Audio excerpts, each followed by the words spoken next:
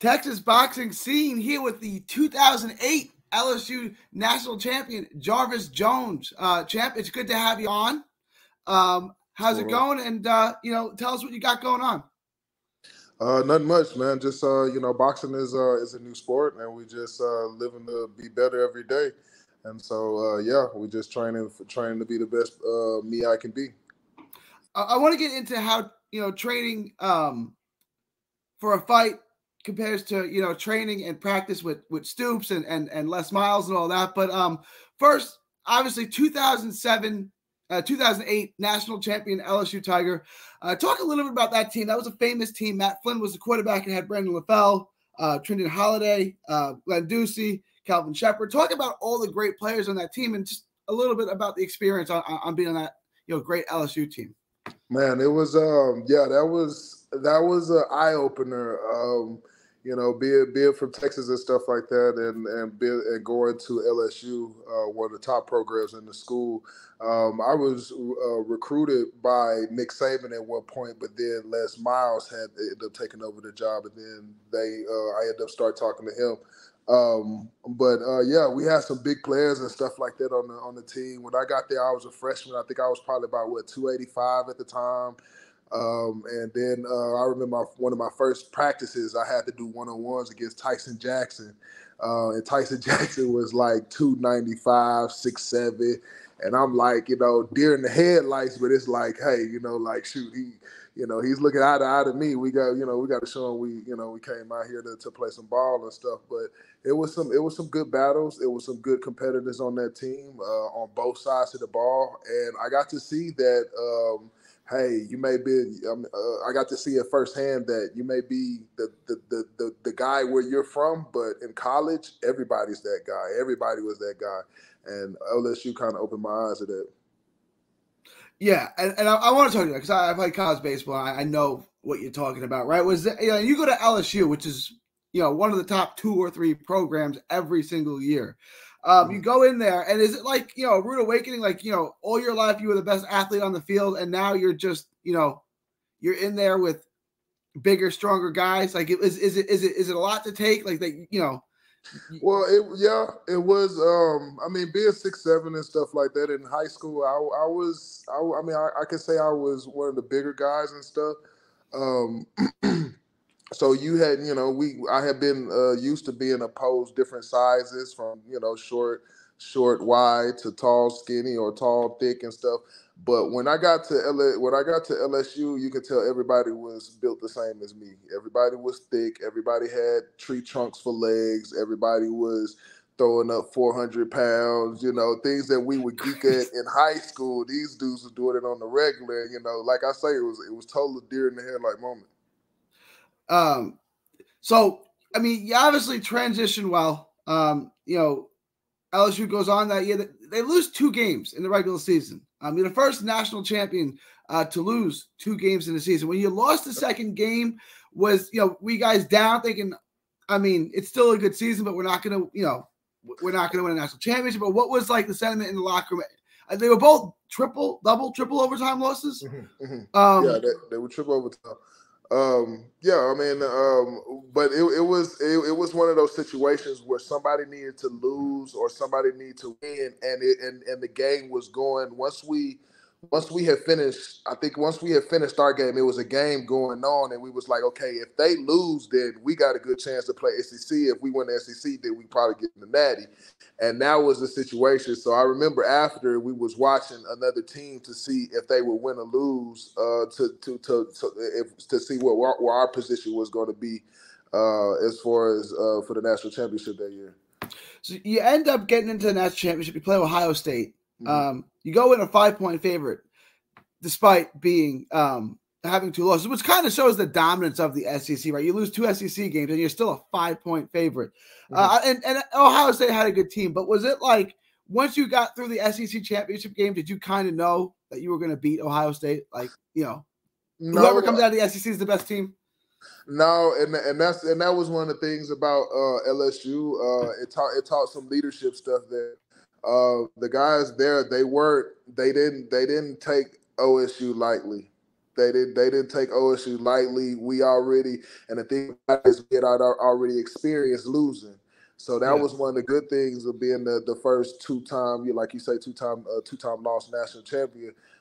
These guys, they experienced losing. I can remember the seniors on the team and stuff. They were very, very tuned in. They were very focused. And being a freshman, like I had the chance to play. I had actually played that year.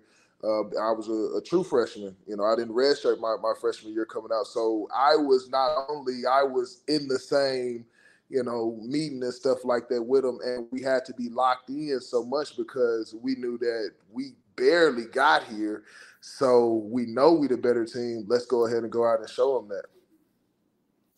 You go ahead and you beat Ohio State. You beat them soundly, win the national championship. Then you transfer to Oklahoma, another school at that particular time, with Sam Bradford, the eventual number 1 pick in the draft, who, again, national title contenders.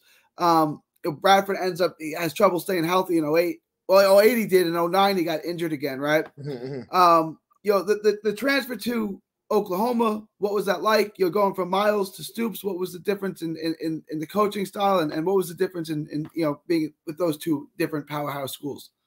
Okay, for one, the schools were different. LSU was more so of a, it was near New Orleans. You had Mardi Gras there. You got, it was a fun time at LSU. I can say that. Oklahoma had its fun times too and stuff, but it wasn't as much to do. It's not. It's not Louisiana. It's not New Orleans. It didn't have that much. It didn't have that zesty Caucasian pizzazz and stuff. But it had its good things about Oklahoma that were Oklahoma. You know what I mean? That made it Oklahoma or whatnot. So yeah, I mean, that for sure. The schools were two different things. The grades and stuff like that, the curriculum and stuff like that, it was more or less the same. The structure was kind of set up as far as for the student athletes and stuff like that to go through their things. But then when it came to football, the players were different. And I can say that by saying that in the SEC, the guys were. They had some. They were stout. I mean, they you could tell that they were thicker. They were, they were wider and stuff like that. And then we had some guys that were like that in the Big 12, but the guys were more slimmer. They were more, they were more slender or whatnot than what they were in the SEC. But the thing about it is that they had their good players on both teams. Just like, I had blocked Glenn Dorsey at LSU. I had blocked Gerald McCoy at Oklahoma. These guys were some stud athletes. Just like, you play with people and stuff like that, and you see their different type of what they bring to the table. The play was still high octane play. And the differences between them may be the body size and stuff like that. But when it came to the guys playing and stuff, the attitude was still the same. It was still a winning attitude, and you could tell it was a winning program. People were used to winning, and if you did not win, it was a problem. And those are two programs. Yeah, right. Oklahoma's not having a great year this year, but yeah, if they don't have 2 great years in a row, that head coach is going to be gone, right? I mean, those are two programs that are expected to compete for national titles every year. You get there, like you said, 2008 team is great. 2009, Bradford gets hurt. I think Landry Jones steps in that year, right, and starts. Talk about that. Bradford's probably the Heisman favorite, right? He had won the Heisman before that. Yes. Yeah, he had won the Heisman the year before. He's probably, and then he gets hurt. And he sits out. He sat out, I want to say, the whole season. Yeah, he sat out the whole. Yeah, I believe he sat out most of the season. Yeah, because he was going to be the number 1 pick in the draft. And, exactly. Yeah.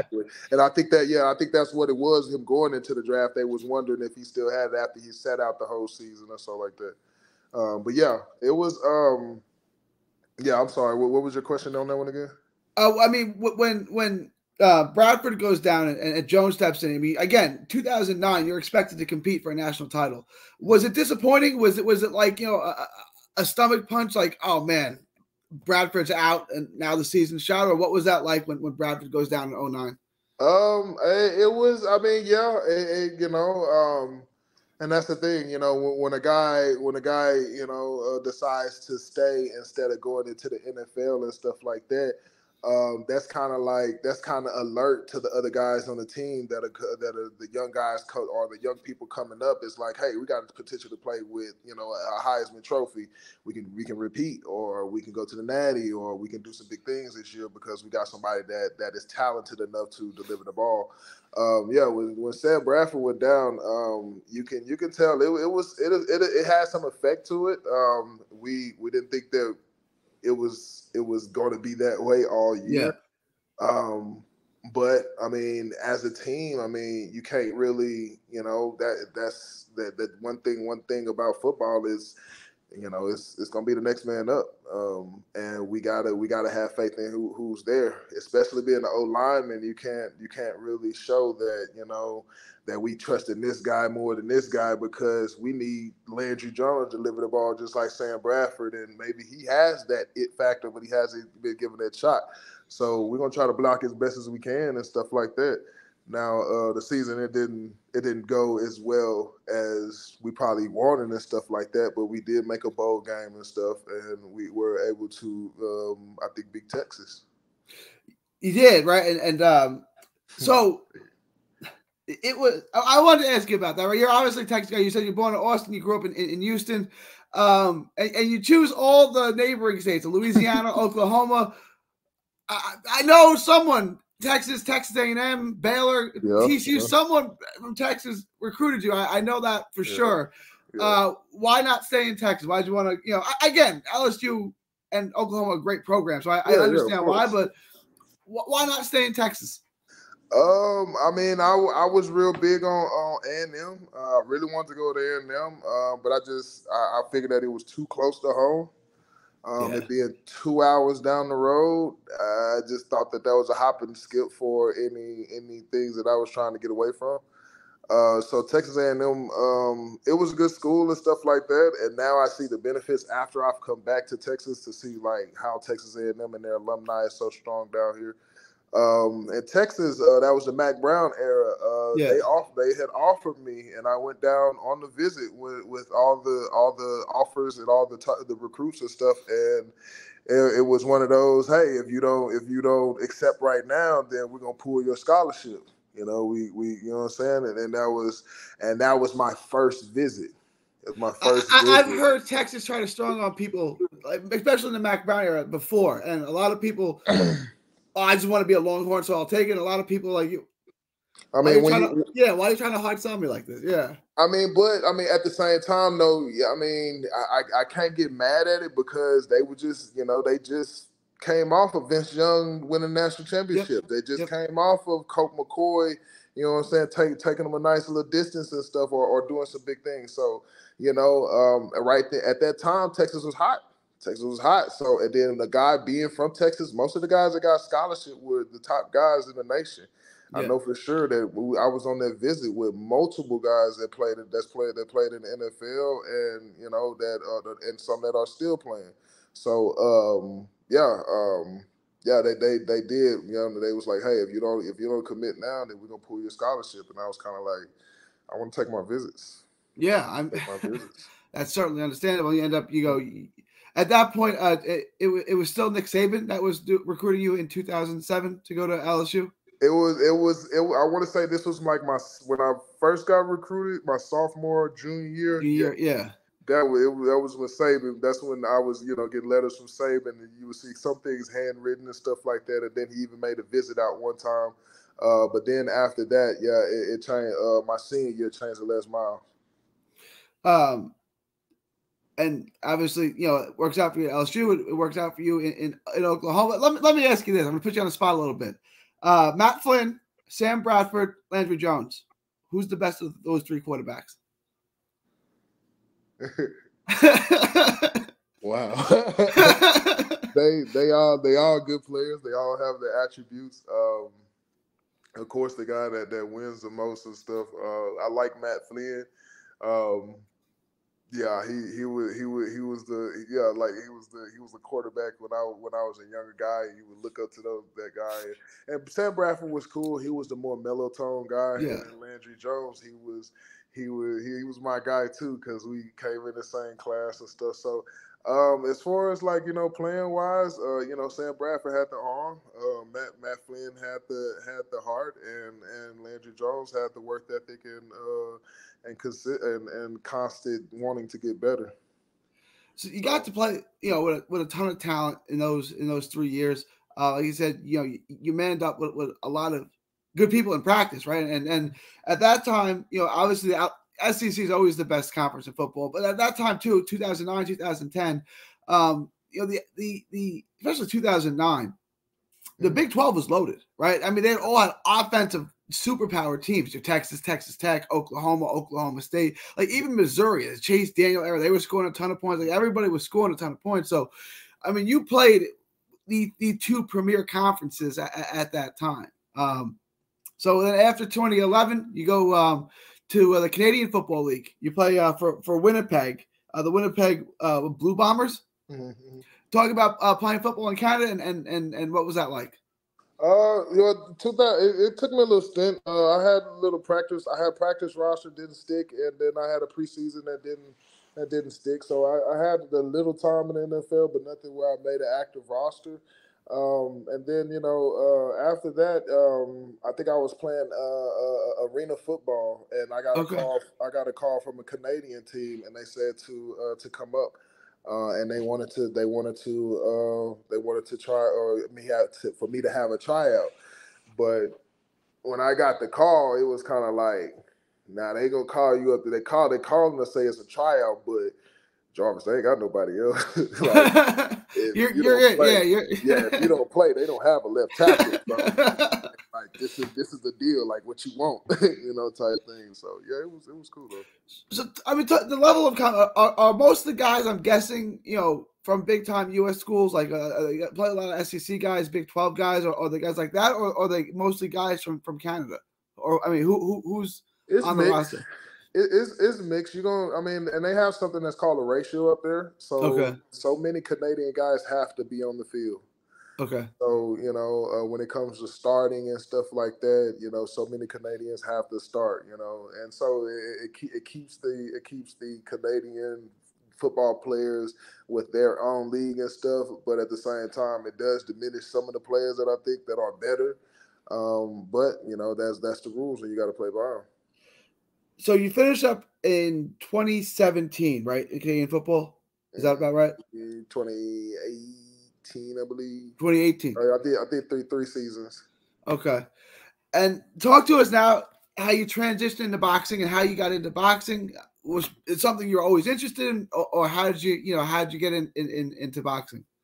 No, it was I mean I boxing stuff like that at early in high school, but football basically took me out of the boxing gym. Sure. And obviously it got me all the way to Canada and stuff like that. When it came to the point to where that it was I was just training for football. I had a potential tryout with the Hamilton Ticats, I think the next year up, and I was just training. I would do 3 days in the or 3 days in the weight room, or 4 days in the weight room. I'll just split it up: 4 days in the weight room and 3 days in the boxing gym, or depending on how many days I worked out, 3 and 3 or 2 and 3 or whatever it was. I would do so many days in the boxing gym and so many days in the weight room. Eventually, I've seen kids coming back and they were like, hey, I won this, and they have belts and trophies and stuff like that. And I told my coach I wanted to go pro. I said, man, shit, I want to get in this boxing thing. I started looking at all the players and stuff, their sizes and stuff, and just basically seeing what was out there, or what was out there to fight, or what were the players on the chessboard.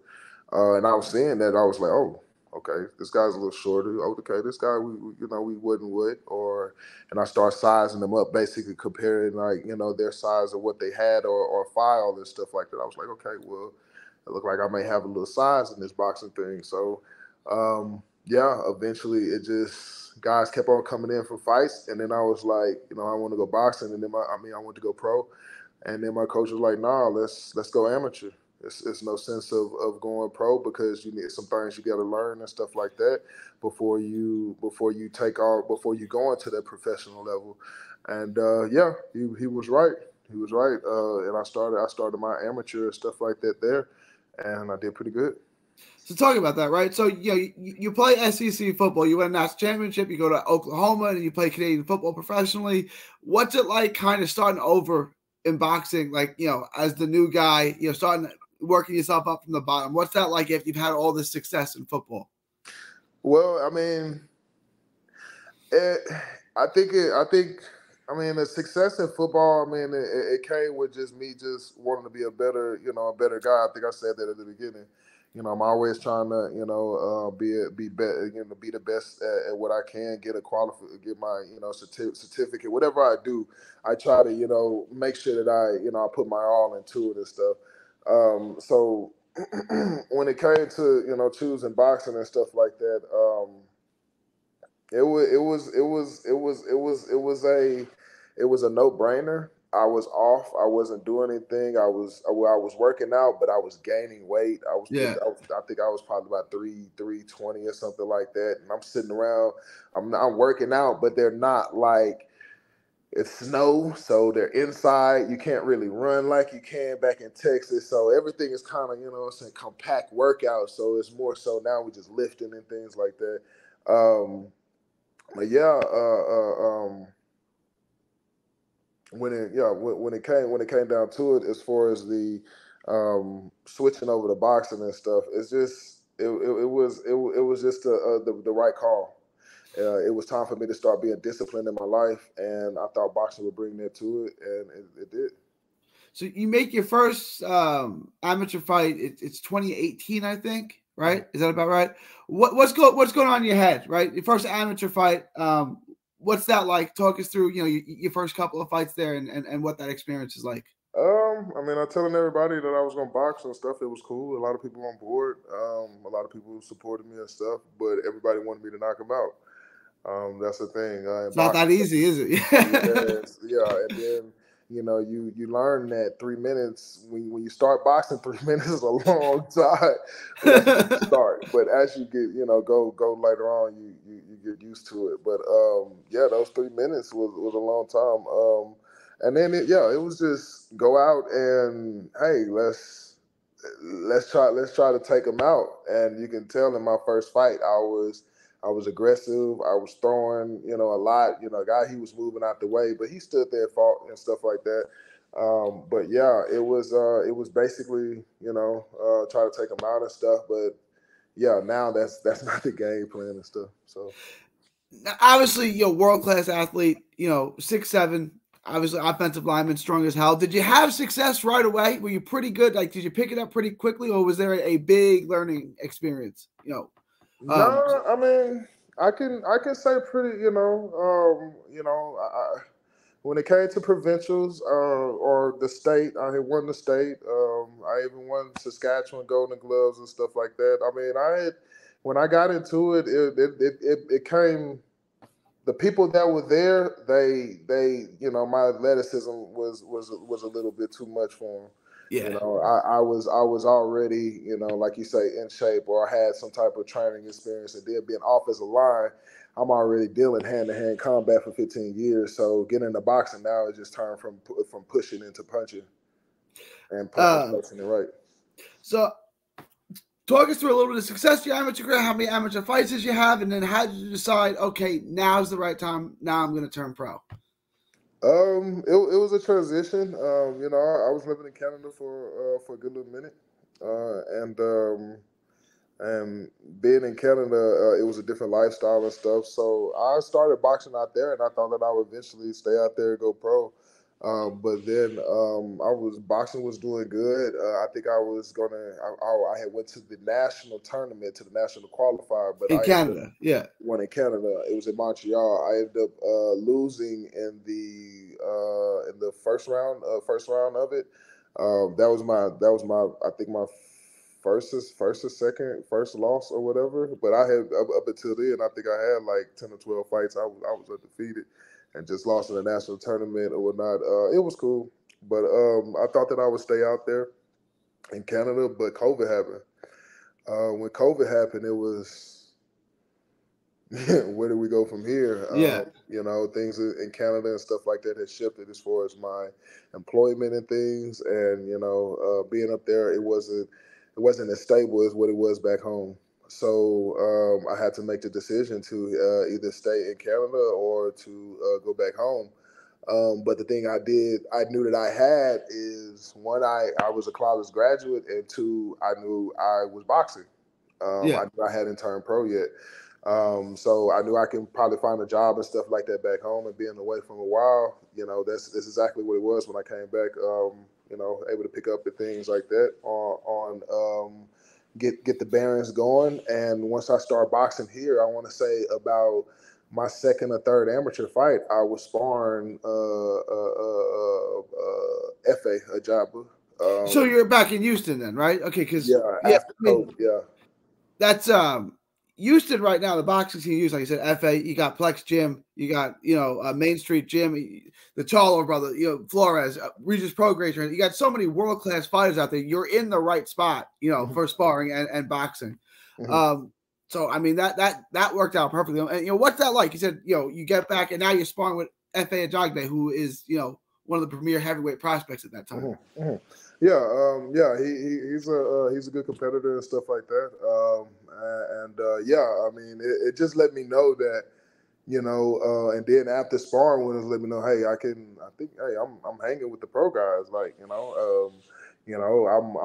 2 or 3 corrections off, but I'm in there with him. I'm not, he's not putting me on the canvas type thing. So, we hanging in there. And for the second amateur fight, I thought that I was doing pretty well, or just being 2 amateur fights back in Texas. So, with like you say, with the boxing scene here, it is very loaded. Not only that, you got Jared Anderson over at Jay Prince gym. Then you got Philip down at Ronnie Shields gym. So it is some big heavyweights and stuff out here, and there's a big and I didn't have this much sparring. Now it's like it's a lot of sparring going on, and I have to you got to make a decision on where you're gonna go and how you're gonna contribute your time and stuff like that. But you're right. Houston is a good boxing scene, and it is going. So you're looking. I spoke to your manager a little bit off air. You're trying to get you a fight before the end of the year. Get you at least to 1-0 before the end of 2022. Mm-hmm. Do you want to take a bunch of fights and kind of build up a record, or do you want to just push yourself, fight a little steeper competition, and kind of move up in the rankings quickly? What's kind of your plan? Do you want to build up a record, or do you want to test yourself and push yourself against high level competition right away? I mean, right now, I'm sparring high level competition. I mean, so at the end of the day, I mean, I feel like my sparring, I treat my sparring like fights, or I try to go in and the same preparation and stuff like that. I try to replicate it or whatnot. I mean, as far as I mean, it's just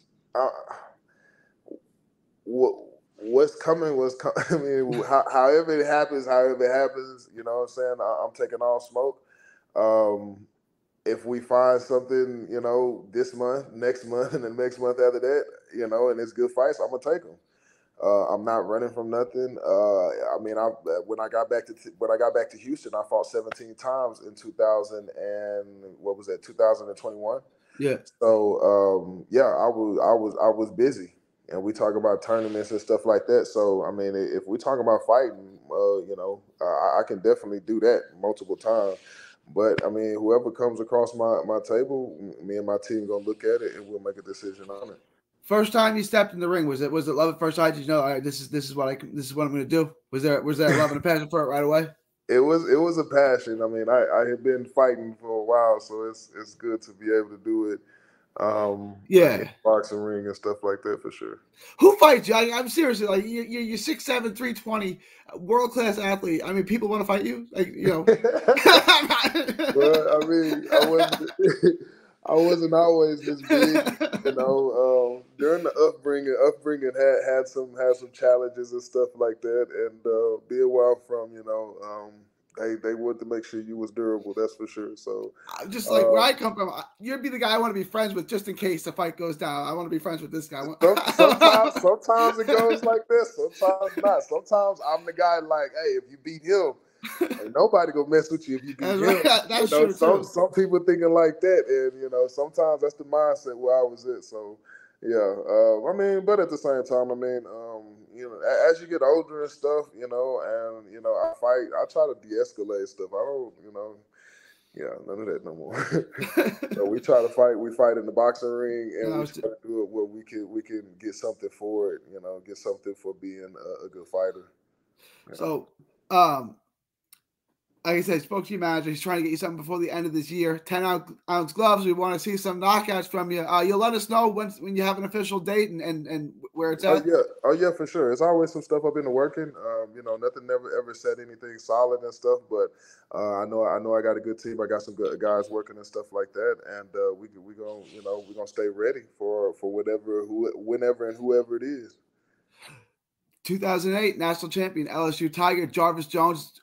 It was a pleasure having you on. You got social media? Where can everyone find you? Yeah, so my social media, my Instagram is JarvyJ, JarvyJay, and then JarvyJarv76 is my Snapchat, and Jarvis Jones is where you can find me on my Facebook.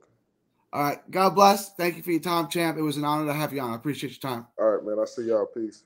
Sounds good.